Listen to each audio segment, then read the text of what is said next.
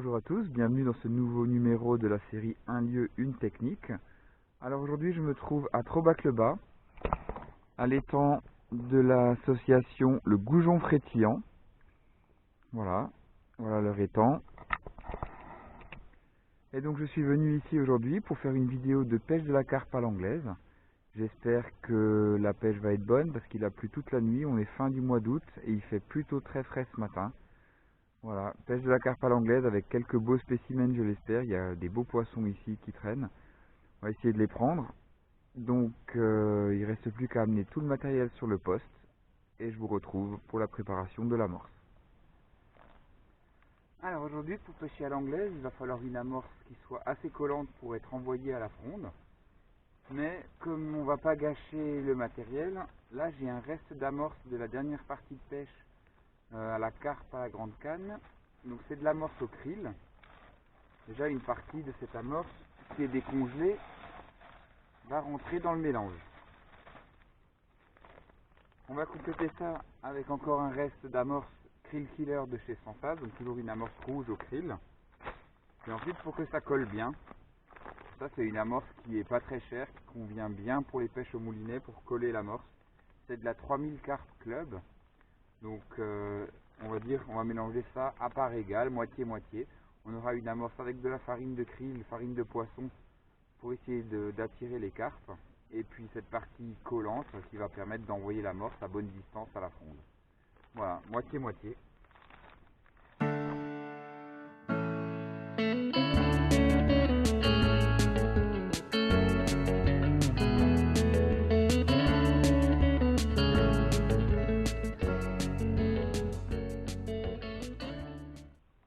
On obtient un mélange avec une belle couleur un peu rouge rosé qui colle très très fort.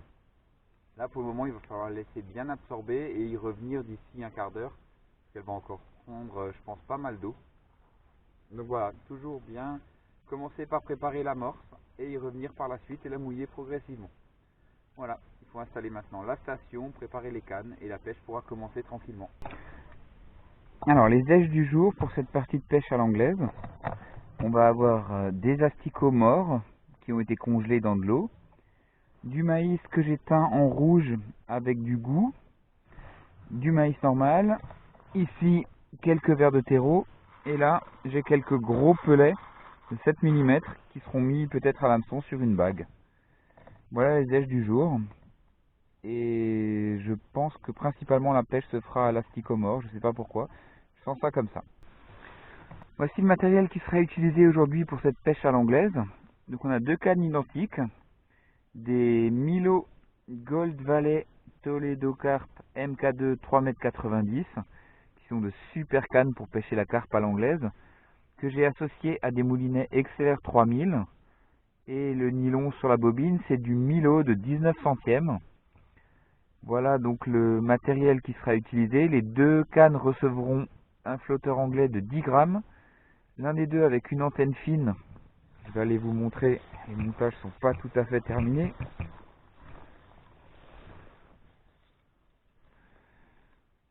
Voilà, donc un flotteur avec une antenne fine sur une tige en carbone pour pêcher à ras du fond ou avec une très très légère traîne. Et un autre flotteur avec une antenne en pan dans la masse pour pêcher en traînant un petit peu plus. Voilà, les deux flotteurs de 10 grammes. Maintenant, place à l'amorçage, au sondage, et la pêche pourra enfin commencer. Alors, il y a un aspect de la pêche à l'anglaise qui fait souvent peur à ceux qui débutent, c'est le sondage. Alors, je vais vous montrer comment je procède. Donc là, j'ai encore pas du tout équilibré le flotteur. J'ai simplement mis mon bas de ligne de 30 cm sur les mirillons à changement rapide. Et je vais enlever le flotteur avec lequel je vais pêcher, qui est un flotteur à bulbe pré-plombé. Et je vais simplement y mettre un grand flotteur de pêche à l'agrainage. En fait, c'est un flotteur en plume de pan droit qui n'a aucun plombage et qui est très flottant, du coup qui va très facilement remonter à la surface. Et à l'hameçon, j'ai simplement mis une sonde de 20 grammes qui va me servir à sonder. Donc je mets une profondeur approximative. Je vais déjà regarder en bordure. Donc là, par rapport à la bordure, il y a déjà un peu trop de fond.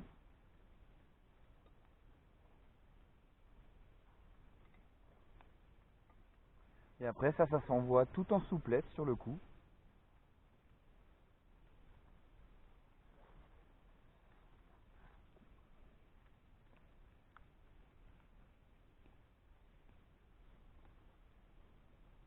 Voilà, le flotteur ne remonte pas, je n'ai pas assez de fond. Et on continue comme ça jusqu'à avoir trouvé la bonne profondeur. Voilà, donc là mon flotteur est quasiment couché, hein. Donc ce qui est bien avec un flotteur de cette longueur, c'est qu'on peut avoir une bonne approximation de la profondeur. On travaille par palier de 20 cm.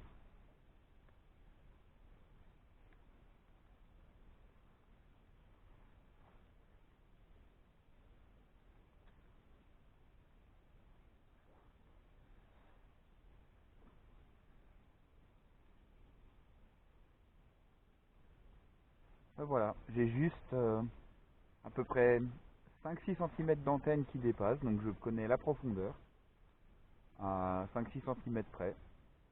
Je vais lancer un petit peu autour pour voir si ça se confirme, si la profondeur est uniforme et homogène, et après on passera à l'amorçage. Donc pour l'amorçage de départ, j'ai prévu à peu près 25 boulettes d'amorce, dans laquelle j'ai rajouté des pellets de 4 mm, quelques micro-pellets, du maïs jaune, du maïs rouge, des asticomores. J'ai fait donc des boulettes de la taille d'une main, qu'on peut former avec une main. Et maintenant, je vais envoyer la ligne de sondage sur le coup, puisqu'elle sera lestée par la fronde, elle ne va pas dériver. Et je vais utiliser une fronde à amorce Drennan, verte, pour envoyer mes boules le plus précisément possible sur mon flotteur. Voilà, séance de bombardement, c'est parti.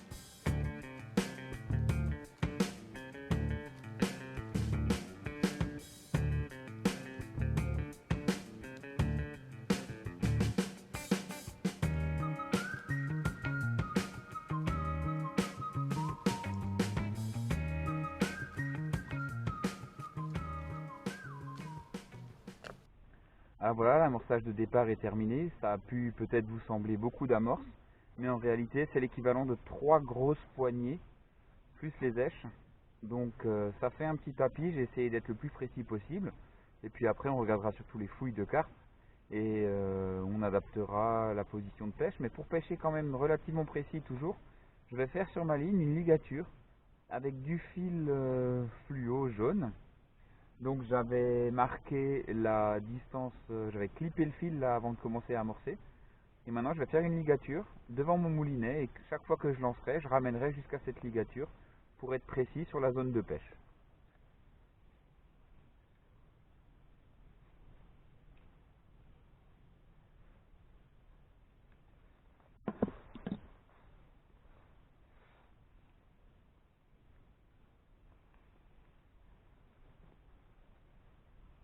Donc voilà, je vais faire cette ligature à cet endroit-là.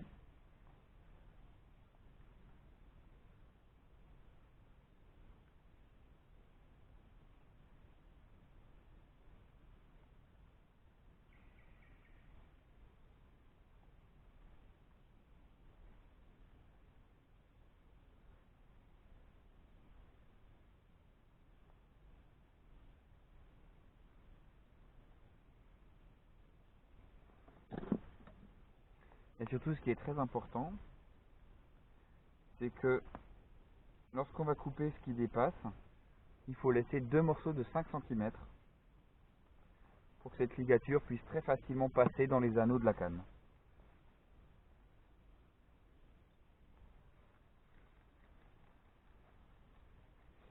Maintenant, il n'y a plus qu'à équilibrer les deux montages et la pêche va pouvoir commencer. Alors, avant de commencer à pêcher, je vais vous montrer une dernière petite astuce concernant le coulage de la bannière. Quand on pêche à l'anglaise, il faut que le fil soit noyé et souvent le fil ne se noie pas très bien. Alors, on peut pulvériser du liquide vaisselle directement sur la bobine du moulinet. Moi, j'aime pas tellement ça. Donc ici, j'ai un support de canne avec un morceau d'éponge qui a été accroché avec des colliers Rilsan. Il est imbibé d'eau et de liquide vaisselle et je vais lancer plusieurs fois et ramener en frottant, laissant frotter la ligne sur ce morceau d'éponge et elle sera parfaitement dégraissée et elle se noiera très facilement.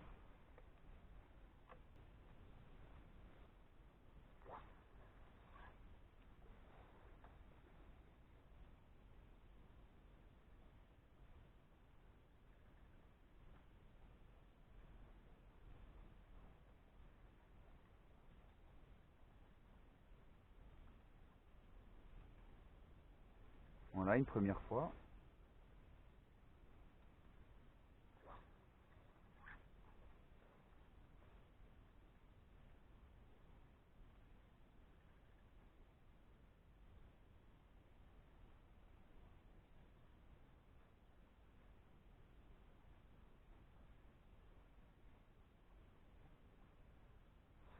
Voilà. Et tout au long de la pêche, si la ligne a du mal à se noyer, eh ben je répéterai cette opération autant de fois que nécessaire.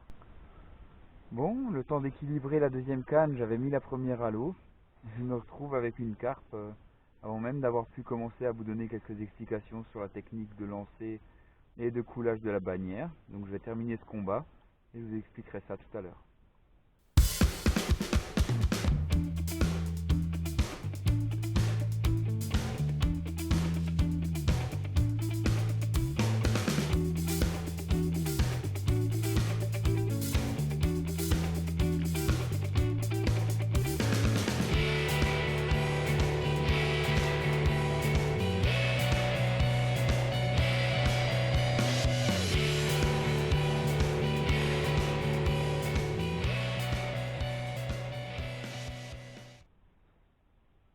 Voilà, premier poisson de la journée, avec un bel écaillage, j'espère que ça va continuer comme ça.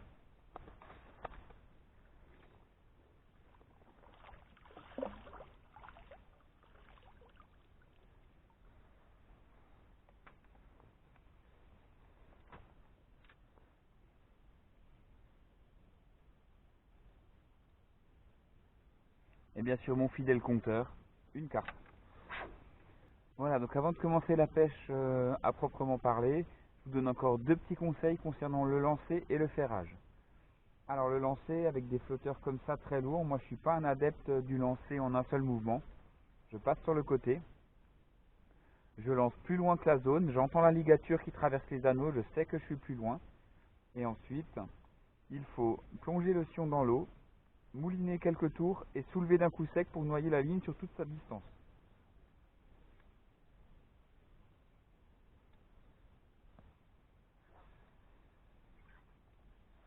Et surtout, une fois qu'on a entendu la ligature sortir, on freine la ligne avec le doigt pour que les plombs s'étalent bien derrière le flotteur. Donc on met le sion dans l'eau, on mouline, un petit coup sec et la ligne est noyée sur toute sa longueur. Maintenant je ramène jusqu'à ce que ma ligature soit juste devant mon moulinet. Et je peux poser ma canne et je suis en action de pêche. Dernière chose, le ferrage. Avec toute cette ligne qui est noyée, un ferrage vertical ne sera pas très efficace. Donc le ferrage s'effectue à l'horizontale, comme ça. Et donc ça permet au fil de coulisser sous la surface de l'eau. Hop là. Voilà, la canne qui tombe, ça va être dans le béquille ça. Le fil coulisse sous la surface de l'eau, on ferre comme ça sur le côté et on est en contact avec le poisson.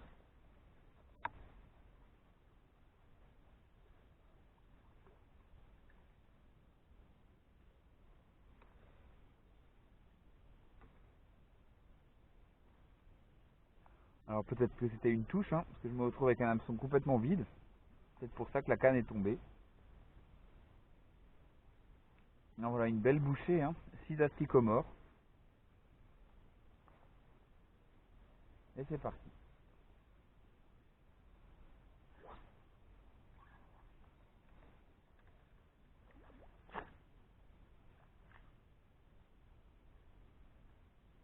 La ligature devant le moulinet.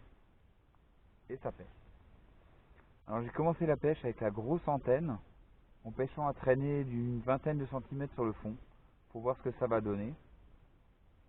Et puis si les touches sont assez nombreuses, eh ben, on pêchera avec une ligne un peu plus sensible pour pouvoir faire un peu plus vite. Alors comme au feeder, on peut faire des fois des petites glissettes, ramener le flotteur d'une vingtaine de centimètres, 30 centimètres, 50 centimètres, juste pour déplacer un peu l'èche, donner envie au poisson de lui courir après, comme si elle s'échappait un petit peu, et souvent ça provoque des touches. Alors pour le moment, ma canne est positionnée à côté de moi sur les supports, et je me sens pas très à l'aise. J'aime bien pouvoir être un peu plus réactif, donc je vais modifier le placement de mes supports pour avoir la canne, comme au feeder, posée sur ma cuisse.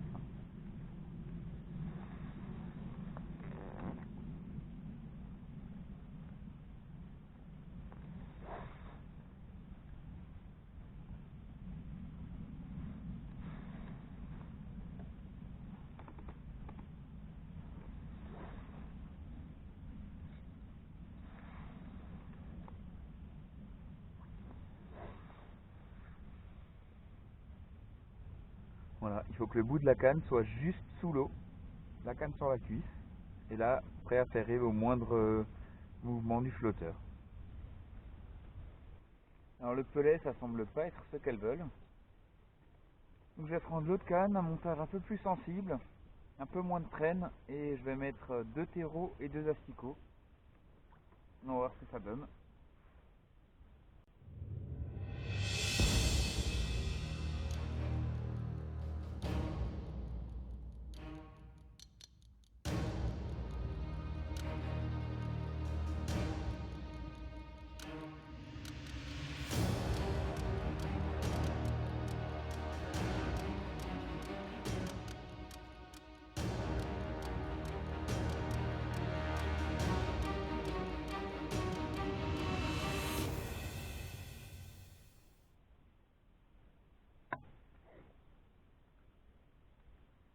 Et voilà, touche directe. Les appâts naturels, ça marche souvent bien.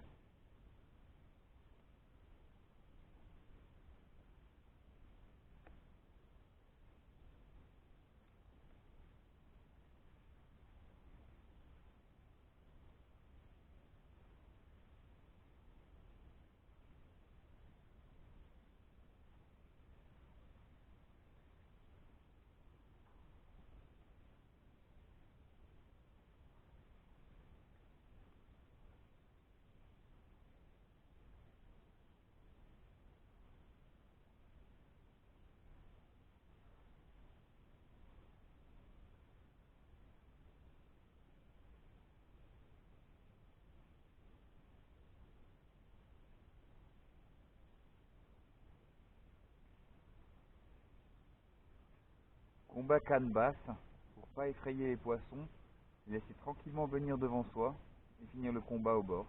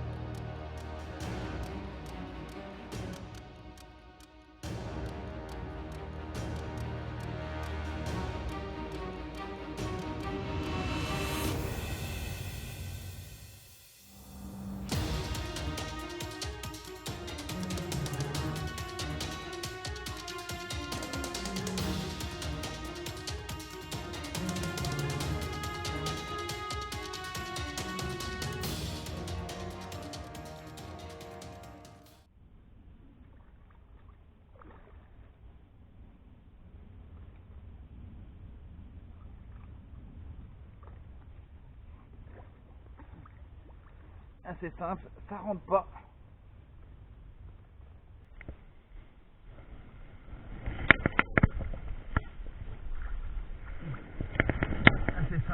rentre pas. Ça rentre pas.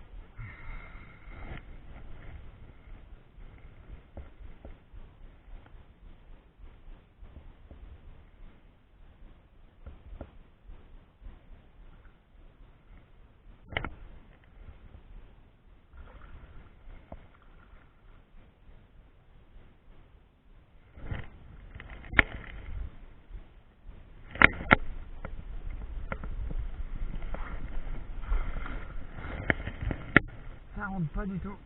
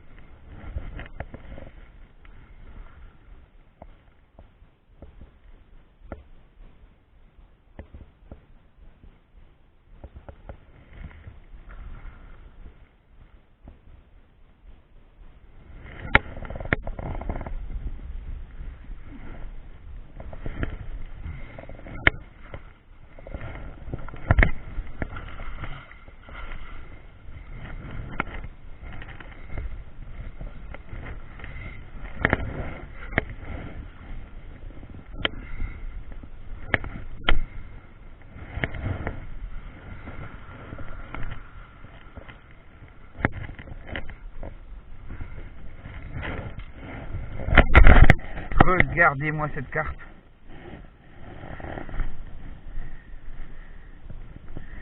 C'est un monstre. Un monstre.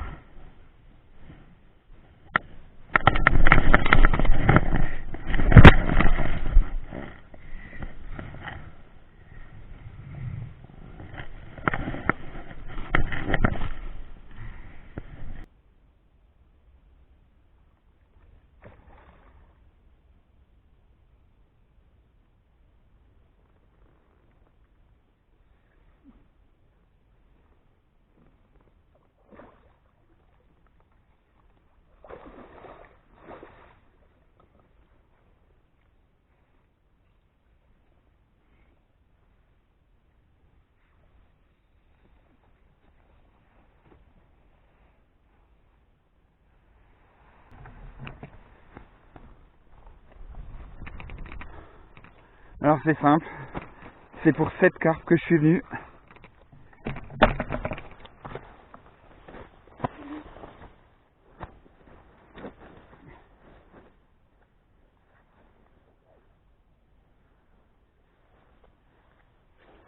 Cette énorme commune qu'il y a dans cet étang.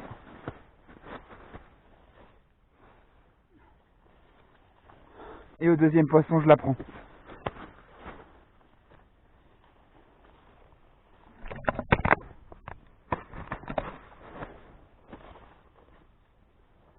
Je vais aller chercher de quoi la peser.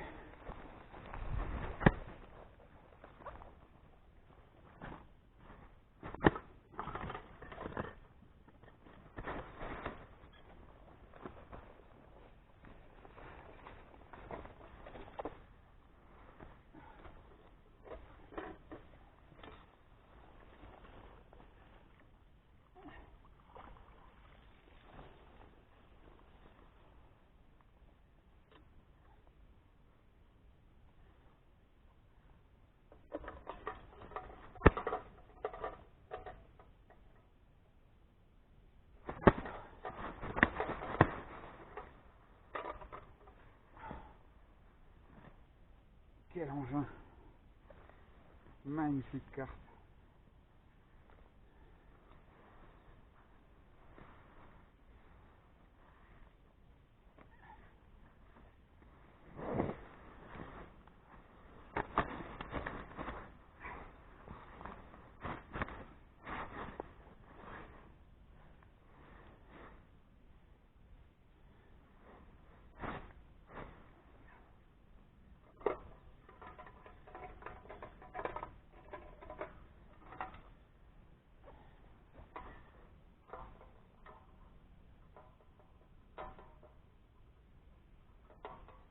12,8 kg.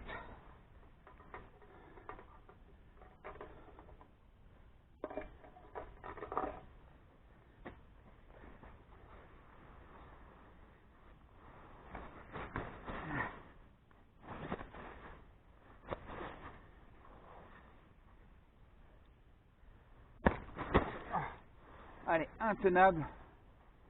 Là c'est 12,8 kg de muscles.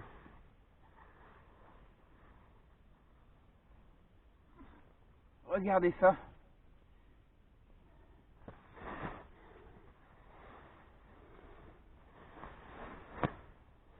Ouais, on va la remettre à l'eau.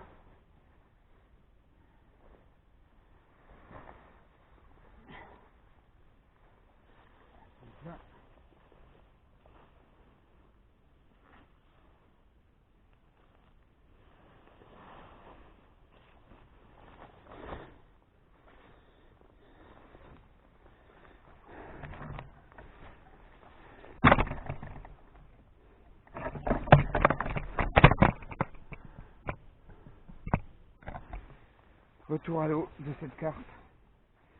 Magnifique.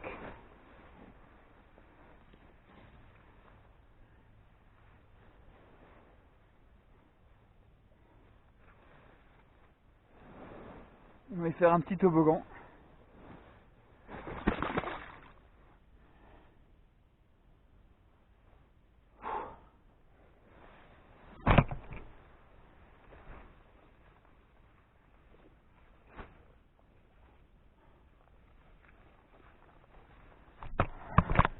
Ah, c'est incroyable.